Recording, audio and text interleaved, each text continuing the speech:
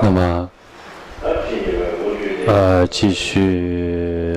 请聆听这个口传。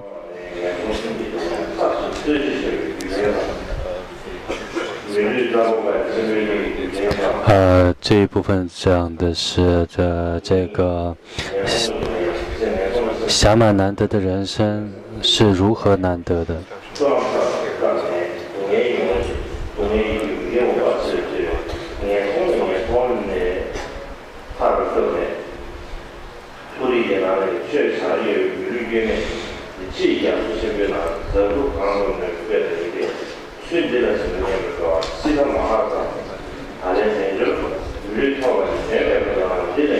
那么他是在讲这个难得的人生，远离这个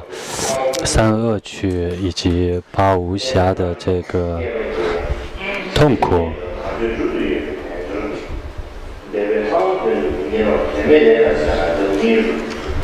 所以，也是在激励获得这个暇满难得人生的人，然后能让这个难得的人生具足实意，并且精进于这个慈心、悲心，以及菩提心。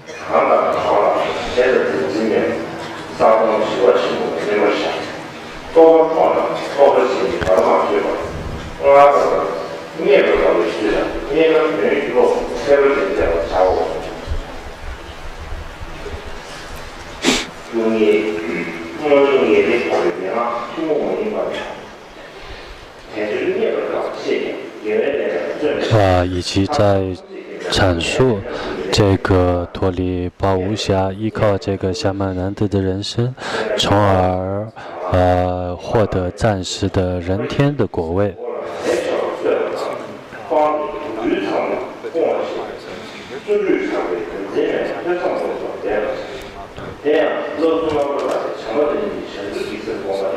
并且依靠这个暇满难得的人生，圆满这个人生的实意，就像头上着火一样，要马上立即去扑灭一样，当下即刻的去修持这个菩提心以及其他的教法。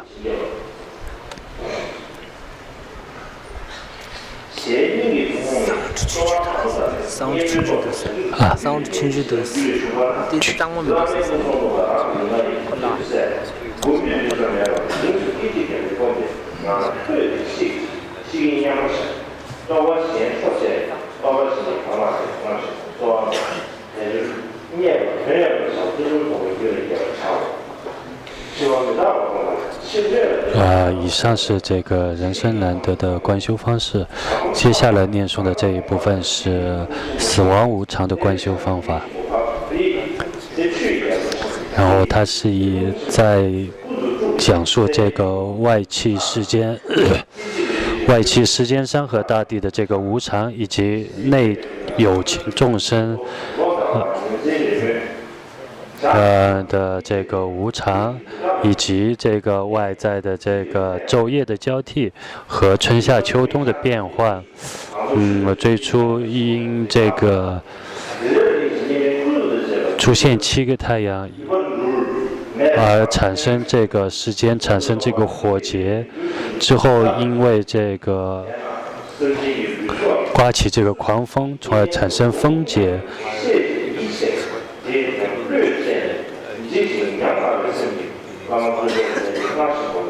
然后思维这个外气世间的这个无常，而从而气性丧失。虽然外气世间看上去是非常的坚固，他们也难逃，最终也难逃无常的定义。所以，更何况我们这个血肉之躯。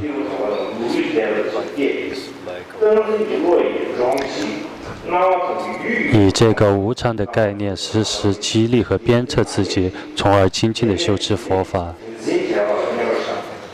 安住在这个无实意的这个状态之中，远离执实的这个执着。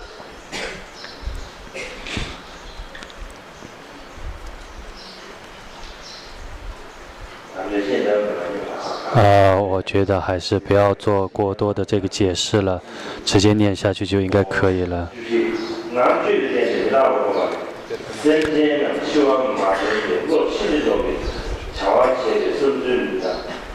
接下来具体谈到的是内有情众生的这个无常，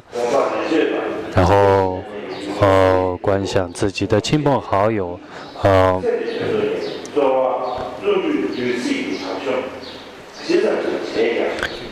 不管今生你承办多少的事业，但是有时候还是因为死亡无常的到来，都只能半途而废。因为我们并不知道，虽然现在这一刻我们活着，但是我们不确定下一秒我们还会不会继续的活在这个世界上，也并不能说是因为年纪小年轻就可以躲过死亡。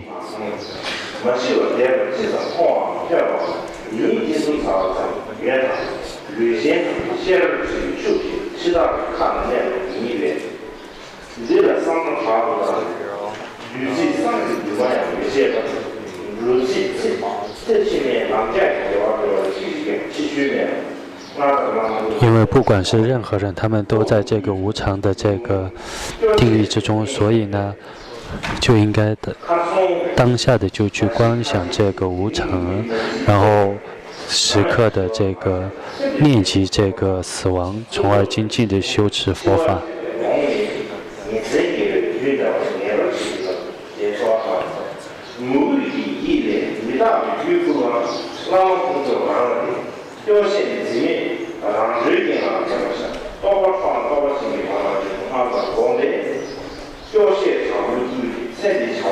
就以这样的这个方式观想，内有情众生的这个无常。接下来是依靠这个狮驼铃的这个无常的观修方式去观修。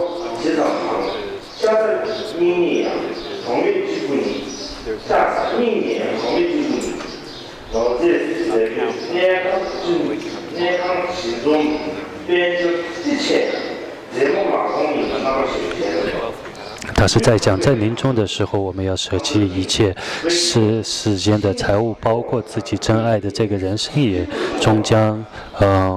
抛弃。不管自己在今生有多少的积蓄，或者成就了多少的事业，都得撒手人寰，两手空空的走到下一世。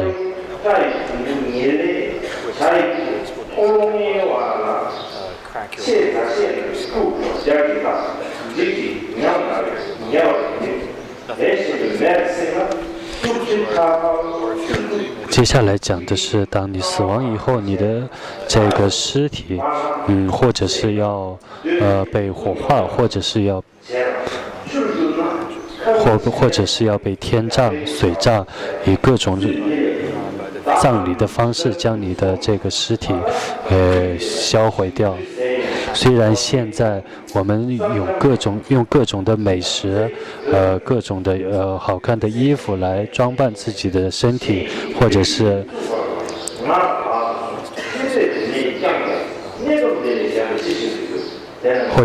依靠这个各种这个食物让自己的这各种的食物让自己的可以继续生活下去，以及用各种的这个装扮的方式、化妆品来让自己的这个身体更加的美丽。但是最终当自己的身体被扔到狮驼铃的时候，那么将一切都没有，只有恶臭满天的味道。然后在这样观想这样的这个以厌恶此生、厌恶身体的这个状态，然后去观想这个无常。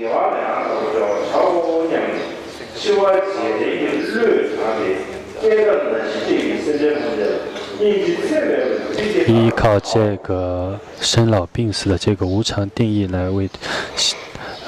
众生去观修这个佛法。那么这一部分讲了很多这个有关于无常，刚从这个夏曼南德和无常有很多的这个观点讲了很多，所以呢，无常还挺多的，无常的部分，仅是这个无常的观修就有5、6页，那么。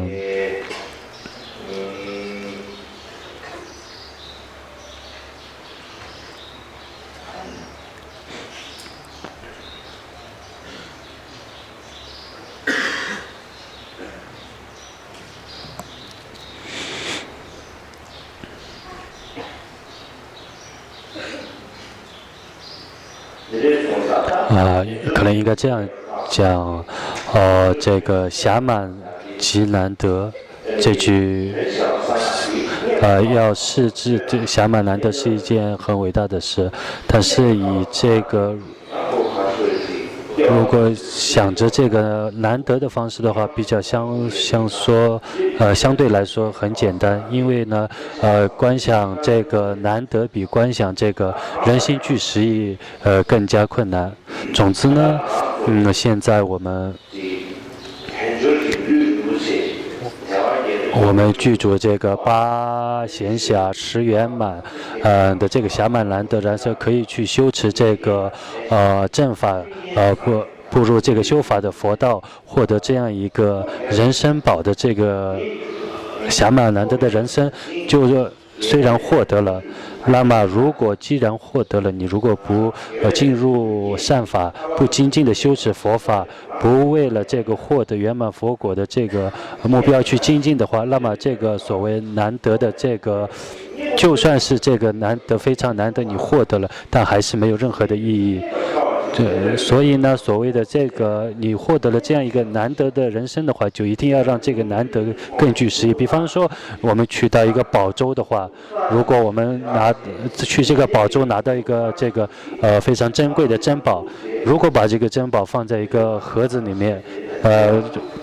不去利用，然后就放在灰尘里面，就这样装在盒子里的话，那没有任何的利用价值。当你获得了这样一个珍贵的如意宝的时候，要卖也好，还是要怎样也好，只要不说如意宝，就说钱吧，钱可能会好一些。比方说有1亿左右的这个钱，那么将这些钱放在保险柜里面，然后或者是放在这个佛龛里面，放在佛龛里面，或者放在这个保险柜里面，放在床下的话，那这个钱就失去了它的作用。我们一定要去利用这个钱，因为已经有很多的钱，那么就要去利用。这样的话，你得到了这个你有这么多钱去利用的话，那才是这个钱的意义。如果你不去利用这个钱的话，就算你有再多的钱，不去利用的话，也就跟没钱一样。所以呢，我们也是这样。虽然我们获得了这个。8闲暇10圆满的这个暇满难得的人生，虽然获得这样这个可以修持圆满佛果的这个所依，如果我们不去善加利用的话，那么这个所得到的这个人生就没有任何利益，也就没有任何价值了。所以，如果我们要想让它有价值，那么要该怎样呢？怎样去让我们说8闲暇？什么才是8闲暇的价值呢？也就是说，比方说我们所说的是暇满难得人生，所谓的暇和满，所谓的暇呢，就是闲暇。闲暇就是说它远离为圆，圆满它是要以这个视之为甚远。如果你要去修持善法的话，那么你就远离了这个违缘。如果你去善加利用这个人生去修持的话，那么你就具足了这个圆满的人生。所以这个逆缘和顺缘，他们都起到了他们各自的作用。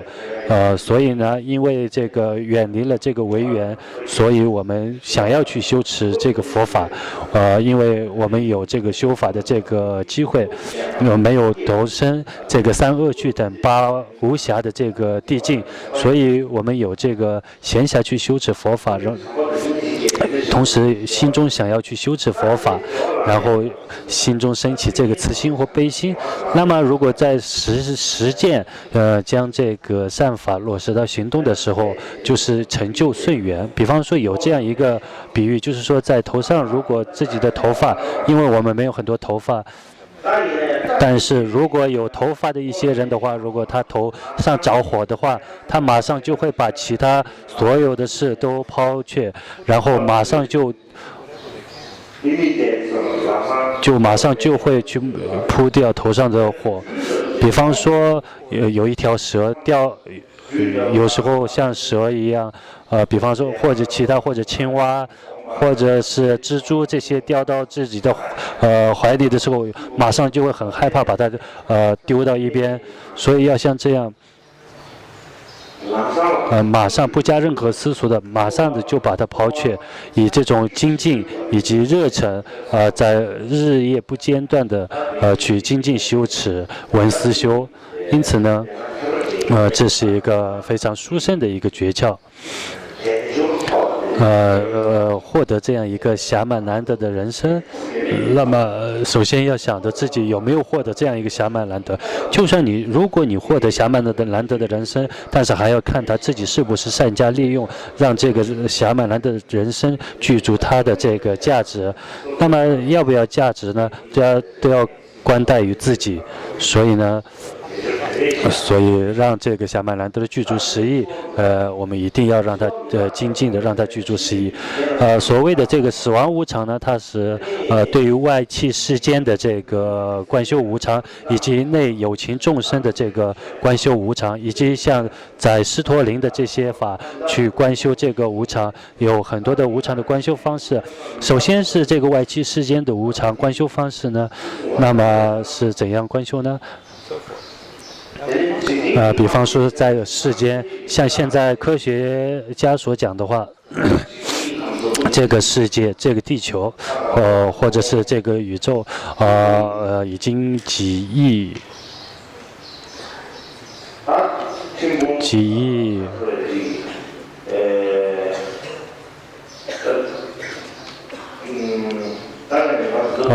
像我们所说的这个南瞻部洲，也就是这个地球，已经它的这个时间，大概是这个4亿年左右吧。那么像这样4亿，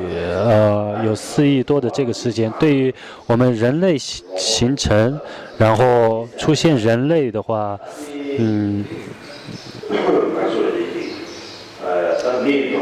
像最初人类的产生也最多也就就现代人，所以这个人类分为很多像现代的这个像这个有智慧的这个人生已经几万年了吧。那么也因为有这个有思维有智慧的这个人生的形成，也只是几万年左右。那么对于我们这个所要依靠的这个世间的话，跟人来讲的话，这个世间的这个实现的话，世间的实现跟人的这个实受的话，也就只是1/1000左右。但是像这样一个世间，它也在一刹那也不停留的在改变，也在转变。以此方式去观修这个无常，以及这内有情众生的观修无常方式呢，总之在这里讲到的这个死亡无常，在无常之中特别点出这个死亡无常。比方说所谓的死亡什么时候会到来不确定。比方说今天就算今天身体健康，但是明天早上也有死亡的可能。虽然早上健康，但下午也会生病就死亡，会有各种的这个手杖和委员。所以呢就要在这个觉得是没有闲暇、没有时间去做其他的事的这种思维去修持佛法。有的人这样想。首先我承办世间的事情，先做这样世间的事办好了，我再去修持佛法，把修法放在后面，把承办世间的事情放在前面。他在有这样的计划，但虽然这样计划，但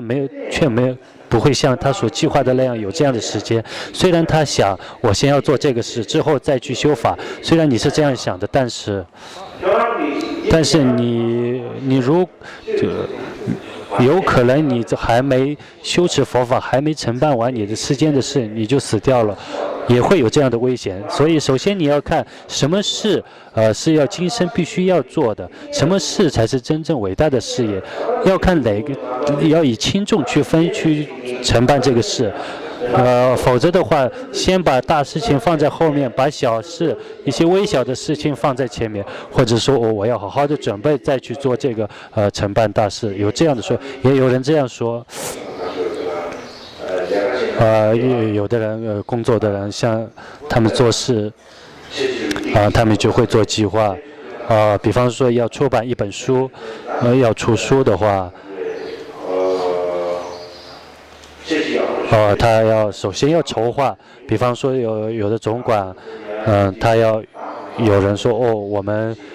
一定要要一个仁波切的一个上市的传记，有的人就像总管这样讲，然后总管说可以非常非常好，那么以后我们一定要出版一个非常好的仁波切的这个传记，就放在之后就搁在一边。那么以后呢，能不能出版都不知道。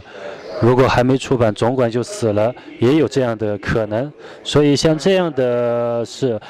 很多人都把很伟大、很广大的，很想做很广大的事、伟大的事，但是总是觉得要好好的做，所以要把它放在最后。首先就埋头就转绕在这个小小的事情之上。那么所谓的伟大的，如果还没来得及承办伟大的事业，自己就死掉的话，那该怎么办呢？那么所以要看今生自己真正需要承办，自己今生真正要做的事是什么。如果这样去看的话，什么才是真正具足实义、有意义的事情？什么才是伟大的事情呢？好好的去思维。如果知道这个什么才是伟大的事业的话，那么就要马上去修持，马上去承办。否则，如果等到以后再办的话，那是不可能的。比方说，我们唯一能确定的就只是死亡，其他我们没有任何可以确定的。只有一个事情可以曲张，就是死亡，就是你一旦出生就必定死亡，这就是我们唯一可以确定的。因为所谓的你既然已经出生了，就会死亡，因为出生也就是死亡的一个条件。比方说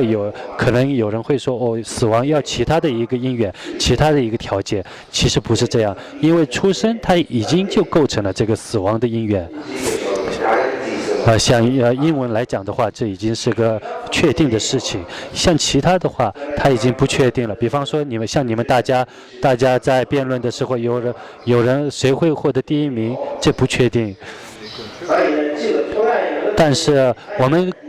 会知道，我们可以确定的是，有一个人一定会获得第一名。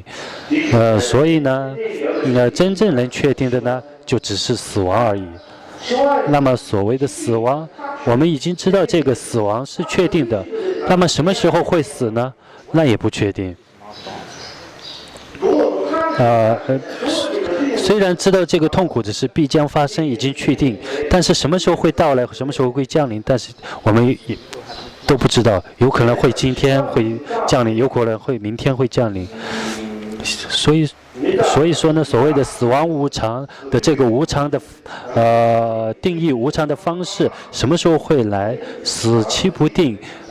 如果我们这样去思维的话，就像龙树菩萨所讲的，我们呼出气和吸气的时候，这期间呼气和吸气之间，就是呼气和吸气之间，我们都能活着的话，这已经是一件非常神奇的事情了。因为有可能我们呼出气，也可能呼出的这一口气是最后一口气，有可能就会死掉。你没有办法将这个你没有办法再次呼吸。这样的话，是我们还没有死亡的话，如果呼吸间还没有死亡的话，就要视为是非常神奇的。比方说死亡它是无常的，它死期也是不定的。所以呢，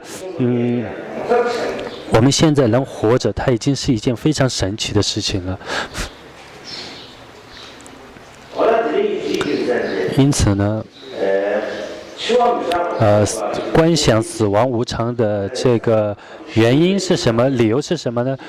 并不是说要畏惧死亡，说我要死了去害怕，这不是这个死亡无常的修法，不是让你们害怕，不是让你们畏惧。有的人说观修死亡就会说我可能要死了，该怎么办？我该怎么做呢？大家可能会误以为这就是观修死亡无常，但是并非是这样的观修方式。所谓的这个死亡的畏惧的话，动物它也具足，旁生道的众生它也具足这个对死亡的恐惧之心。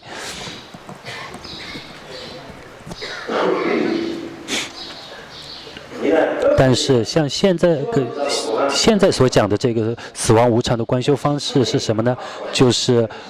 不知道何时会死亡，我们不知道何时会死亡，那么就不应该去浪费这个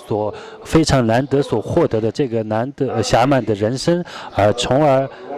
尽可能的让自己取入正法，让自己去修持正法，因为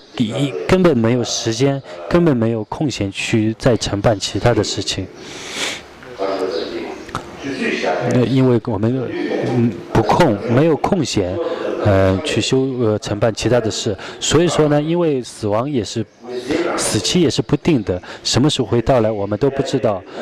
因为我们在这个今生有一个非常伟大的事要做，如果没有什么伟大的事做的话，那么什么时候死都无所谓了。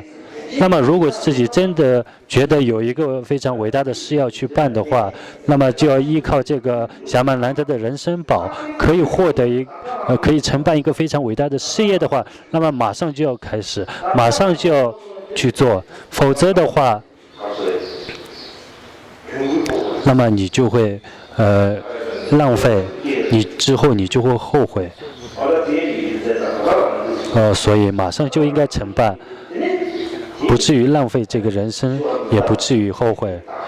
如果马上就去修持这个佛法的话，那么就证明你这个观修无常的方式已经进入正途。虽然你对死亡产生恐惧，但又不能精进的去修持佛法的话，那么这并不是死亡无常的观修方式，方法融入了自相续。所以在就刚刚这个部分所讲的这个死亡无常，就是要这样去思维。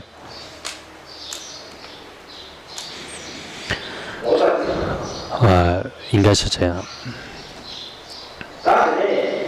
那么，今天这个百段引导文，这个菩提心的这个修持，可能只能将这个菩提心的修持讲完。之前我也讲过，像现在的这次的这个社类学，噶举辩经法会的这个筹备小组所这个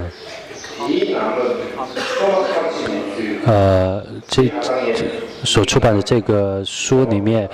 有这个作者以及这个他的前言，我会为大家讲解一下，所以今天借此机会跟大家讲一下。首先呢，是怎样一个情况呢？首先，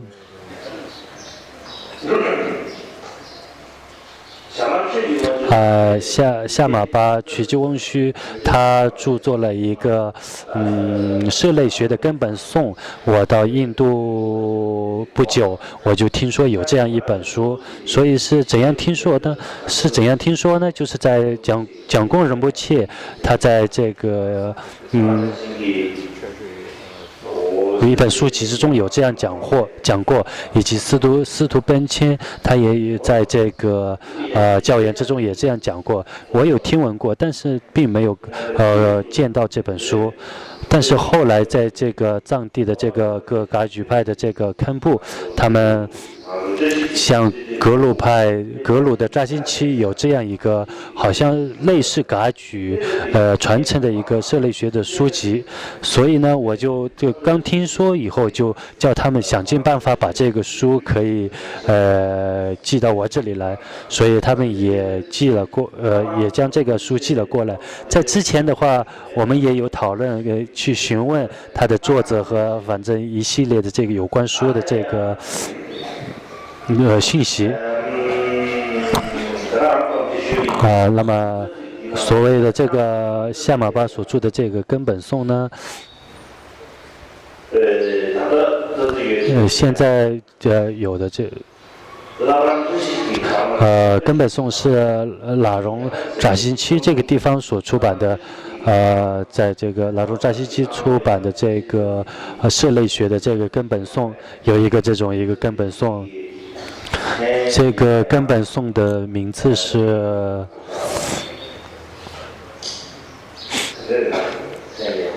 这个名字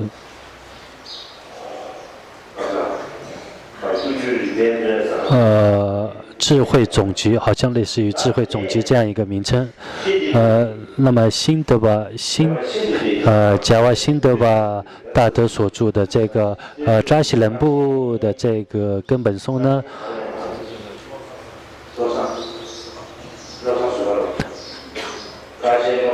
噶钦洛松索巴他所著的一个社类学根本颂的这个释文，以及像瓦拉纳西看望三巴多基所著的一个这个教研，他有提到过这个根本颂的社类学的根本颂，所以扎西伦波有出版这样一个噶钦洛松塞巴所著的这个释文，这是一个书籍。那么从藏地还有像安丘岑尼寺，也就是安丘法相寺，也有这样一个根本颂。那么有这么众多版本，这几种版本里面，有它的这个颂呢，有一些区别，有的比较多，有的稍微少一些。所以呢，像加瓦辛达巴所著的这个根本颂，它开头有这个顶礼，但这个根本颂尾部呢没有这个回向。像根谦江耶巴所著的这个，它没有这个礼赞文，那么它有一个后续，所以有这样一个各种文字多少的区别。那么仅有的这几个版本之中呢，像根谦江耶巴所讲的，它有这个后续。那么这个后续呢，它有一个释文。那么像拉让阿乌西劳江称所为这个社类学根本颂做了一个释文。那么对这个释文呢是怎么解释呢？里面所讲的大阿舍里马维森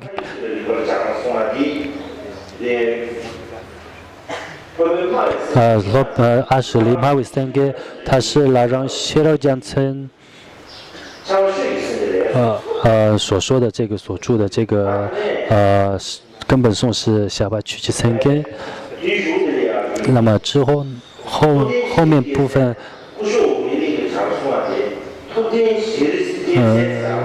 所谓的图登写是怎么解释的？图登是释迦教法，就是在桑普这个地方有上下两个寺院，所以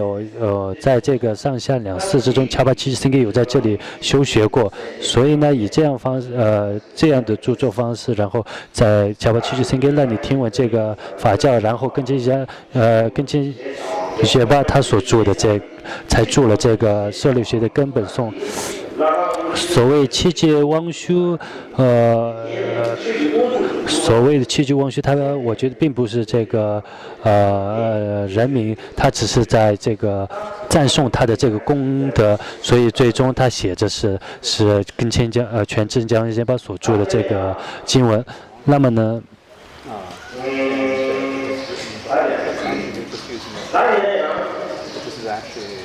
但是我们这样去研究的时候，说阿舍利玛维森格他是怎样讲的呢？比方说，最初我们连这个根本颂的这个都不知道该如何去解释，也不知道大阿舍利玛维森格是谁，或者格修我梅林是谁，是怎样，我们都不太确定，所以很难圆满的做一个解释。但是后来，一切都慢慢的变得非常圆满，也有一些觉得有一些好兆头，有一些运气的话，那么就得到了他的一个释文。所谓的阿舍利玛维森格，他在这个冈仓的宝曼传承之中，像司徒清鸠所做的这个教言之中，也有死亡法王里面，还有这个夏玛巴的这个教言之中有这样讲过。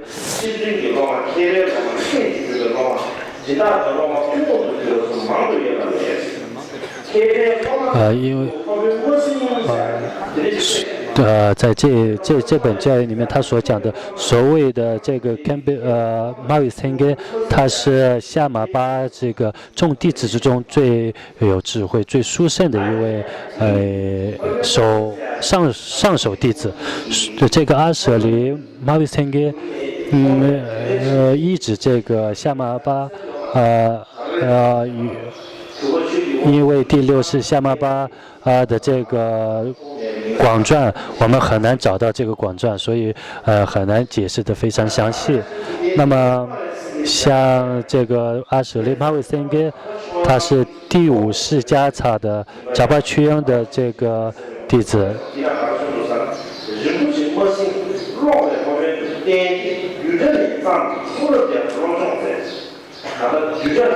从这个第五世迦查仁波切的这个社内学上师是这个阿舍利玛维森格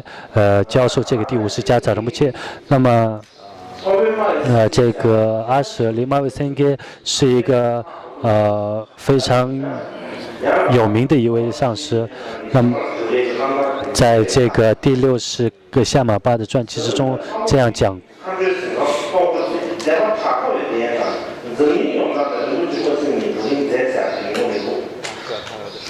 这段是讲的是什么呢？所谓的文明世间和这个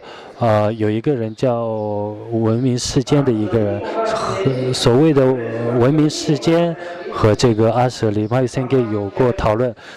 这个文明世间他是冈仓的一个博士，那么在噶玛乔梅的这个外传，他有外传、内传、秘传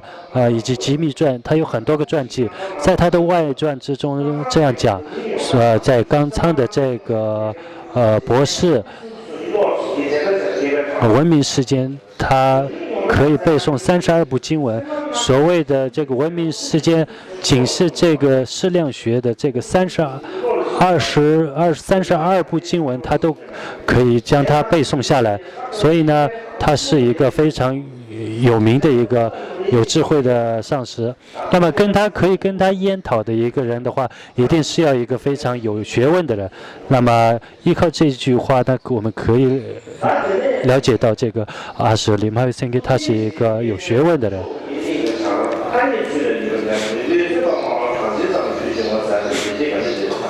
那么这部分讲的是，因为像这段话的话，之前我们不知道到底是什么意思。所谓图登，它是不是达那图登南迦？这个以前图登南迦它是一个佛学院，所以呢，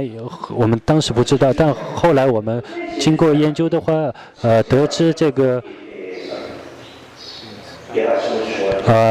他是一个非常有学问的萨迦派的一个大德，因为像这个像我们这样的这个修持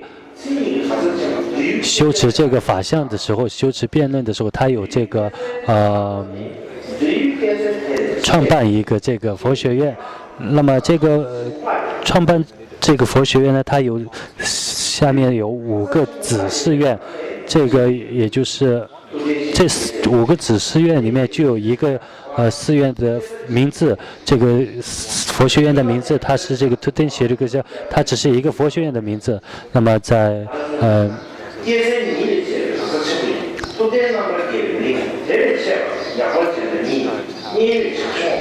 那么他是在讲这个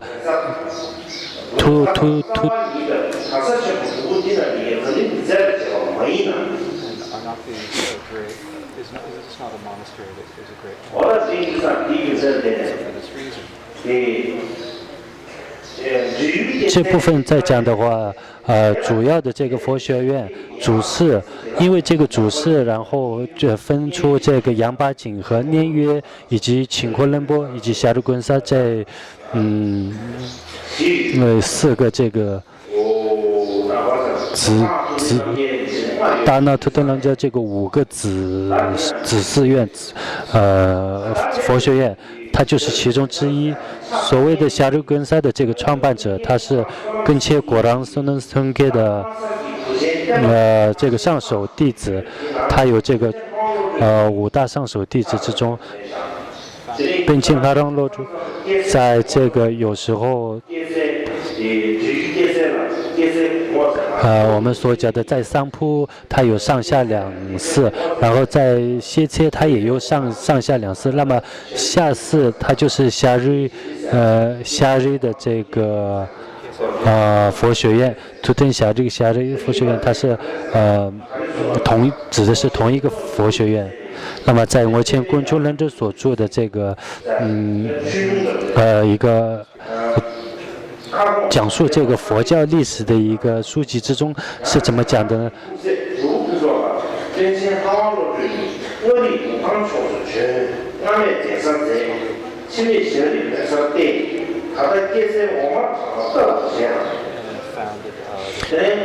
这部分所讲的这个阿香昂更加说呢，他在这个果然巴的传记之中。那是怎样讲的呢？也就是说，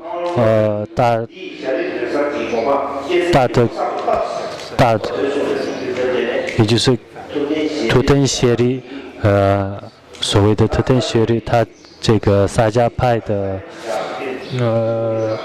并不是仅代表萨迦派，在藏地的这个法相的佛学院6大佛学院之中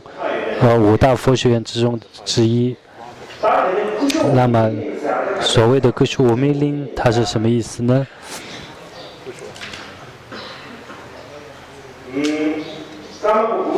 第9是噶玛巴翁须多杰，他在小的时候，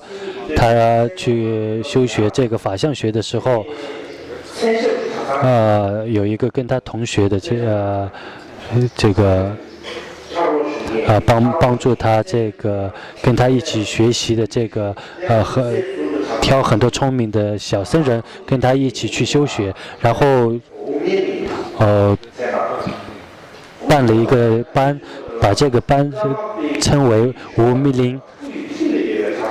所以为什么叫固修呢？固修在藏文之中就是说噶玛巴的身边的这个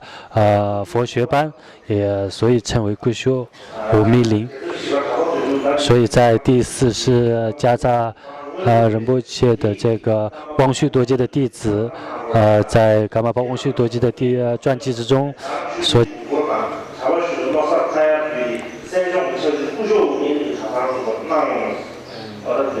所以他有这样讲，在当时就创办了这样一个法相学的佛学院。后来也有他一个分支，在第9是噶玛巴翁须多杰，在认证第6是夏玛巴，第6是夏玛巴在这个学习的时候，他又特别创办了一个佛学班。然后这个佛学班叫做特德纽谢林，那么这个特德纽谢林在彭玉这个地方，就创建了一个非常大的一个佛学院，也发展出一个非常大的一个佛学院。所以阿舍利玛维森跟就像之前所讲的图登协利歇车和格修我米林这个佛学班佛学院，那么虔诚的去修持这个法相的这个修学，并且弘扬这个讲辩著的这个修学，然后在藏地闻名，所以。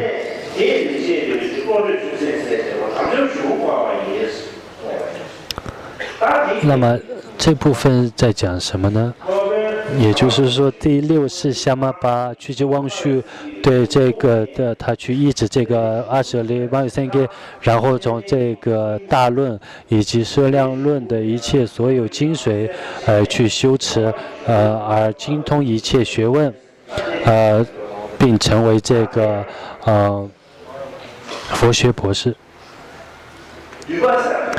所谓的这个涉类，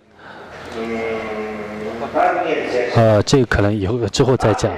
那么，这个第六是夏玛巴曲吉翁修，他去他是如何成为一个有非常学问的佛学博士呢？那么他在自己的自传之中是这样讲的。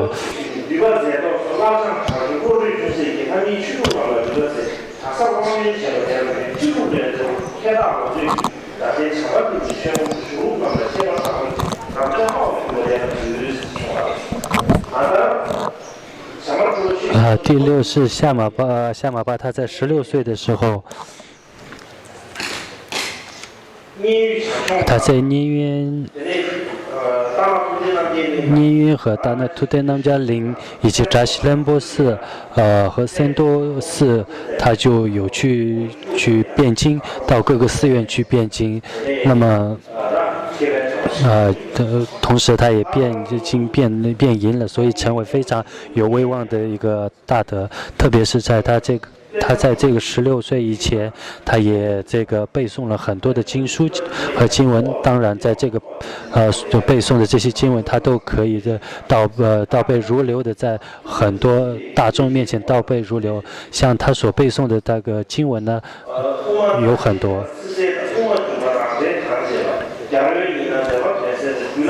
这现在法王念的这一部分都是这个他背诵的这个书籍，如果质疑的话，可能会犯错。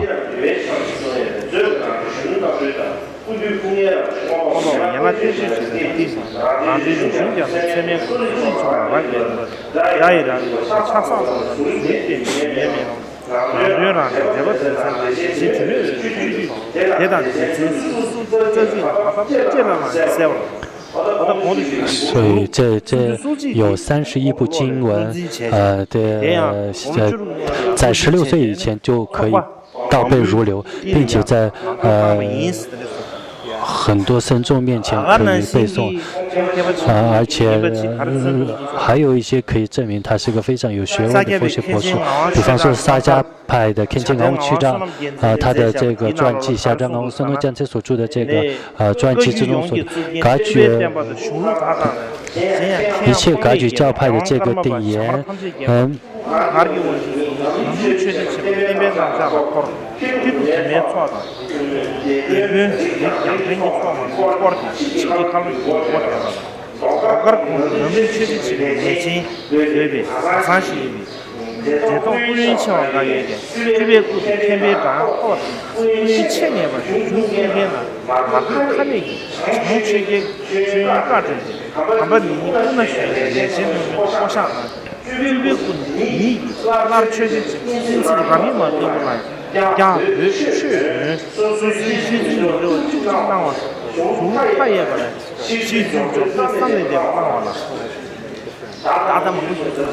这里讲了很多，所以并不需要把全部都念完。总之呢，肯钦昂区长。第六是夏玛屈就翁须他将昂瑞的这个各寺院去辩经的话，当时在辩经的时候要这个背诵这个经文，那么会让这些比较年长的这些格西，但是呢，像这个，因为第六是夏玛巴，它是非常有学问的，所以就都说要背诵这个经文，一定要一个非常有威望的一个上师，所以呢，在香巴就让这个天庆刚这边他让他称为金鬼师，然后第六是夏玛巴去救王旭，然后在三界的这个三界论之中，以这个汉、藏、蒙以各种语言，然后传这个并且回答了这个金鬼师的一切提问，因此呢。在这一部分都是在讲诵他的这个功德，而且第六是夏玛去救王旭，他著作了很多的书籍，在这里就不多说了。但是在最后所说的就是所谓的曲解汪旭，所谓的曲解汪旭讲解吧，这两个为什么会有这个有两个名字呢？那么。所谓的曲解汪旭，它是这个夏玛巴的这个名号，那么大家都众所周知是第9世汪旭多杰所赐予的这个名号。这样的，因为他用自己的这个名号，给第6世夏玛巴曲解汪旭取了一个相同的这个姓的一个名字，差不多有90%相同，跟他的名号。那么，所谓的蒋扬先巴这个名字是什么呢？这蒋扬先巴他是第6世夏玛巴的一个别名，因为像念多噶举的这个噶玛乔麦仁波切的3句法之中有这样讲到。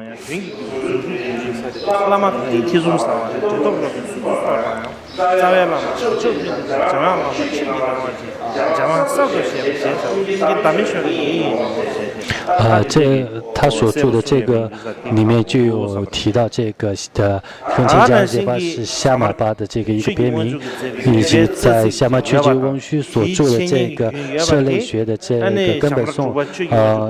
在他逝世以后，斯德边谦他在自传之中就有提到这个社论学。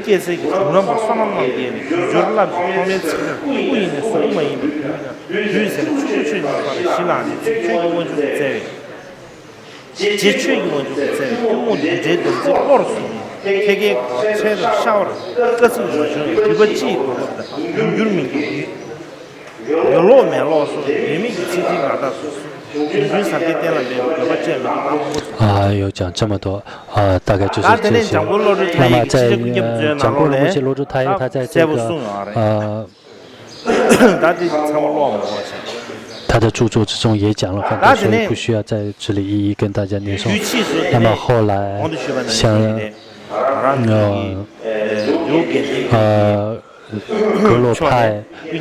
派也有一位叫跟前讲些吧，以及讲新登巴罗珠讲这2位。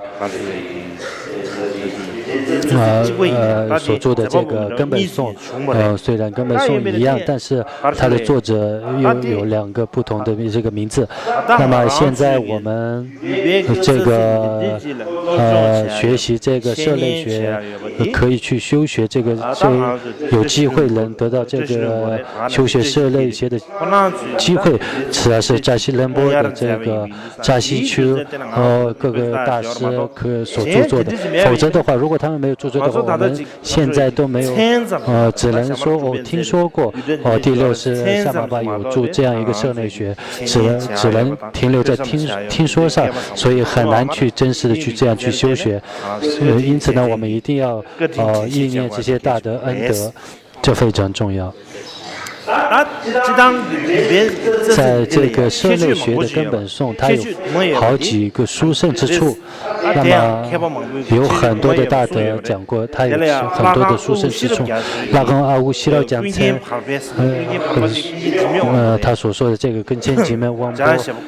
就是第2世江贤巴跟真尼巴，第2世江贤巴，他显了奠定的是给最嘛那个美国人，这他是在讲什么呢？也就是说，所谓的第二世相根，在扎新区他讲第二世，也主要第二世讲的是跟见吉面王波，然后他就问跟见吉面王波的时候，那么所谓的这个社内学是不是这个著作？他有这样一个疑问。那么对别人，可能是嘎德江州所，热宫这个地方，热宫相根，它的名字叫热宫相根。嘎德江州是不是他著作的呢？那么嘎德江州所著作的这个社内学，在他的教研之中可以看到，它是另外一版这个社内学。总之呢。这个社内学它有很多种辩论方式，它是一个特别殊胜之一。那么，像共同阿古西拉江街所著的这个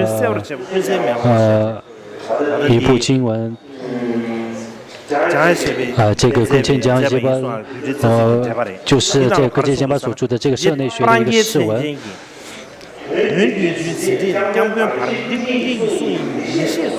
차별로 이제 순수도 망망 얘기는 이런 세상에 세고 유지 개발하고 이게 他是说是在教员就是这样提到，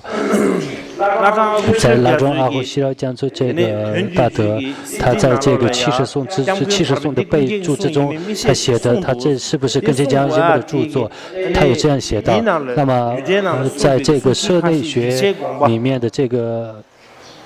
所著的这个颂文方式，跟这个跟千江结巴的这个教义有一些不相合，所以呢，他有他的这个后续里面，他有写这个比丘江结巴所著的就是这个字。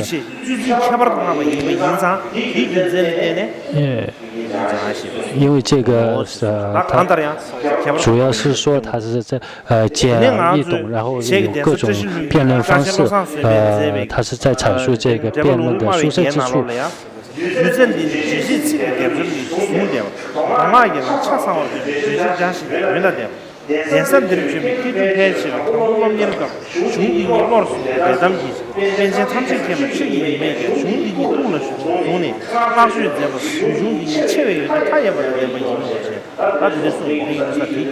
那么这一部分也就是在讲这个社内学，它有很多殊胜之处。所以呢，以上所讲的这个社内学的这个根本颂，虽然有大致是一样的，只是这个字数的多少有区别，但是根本是一样的。那么它有3个不同的作者。第6是夏玛巴著作的，以及根坚加辛德巴，以及根坚加一些巴3个上师3个作者所著的3个不同的版本的这个社内学，也可以说是3个人都著的，这没关系。所以呢，在这个社内学这个根本颂文中，辛德巴所著的这个。还有根坚加一些巴所著的这个根本释中所解的这个中观的这个见解之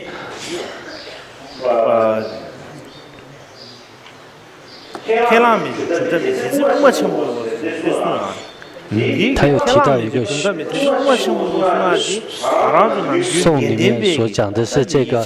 在格鲁派的这个书籍之中，他有这个无慢无教派的这种一个中观见解，所以呢是这样一个名词的话，它不会出现在这个格鲁派的书籍之中，所以呢，我们还是有这样去研究，做了很多的研究。经过这样去研究的话，那么可以简单的最终能解释这个社内学的根本颂。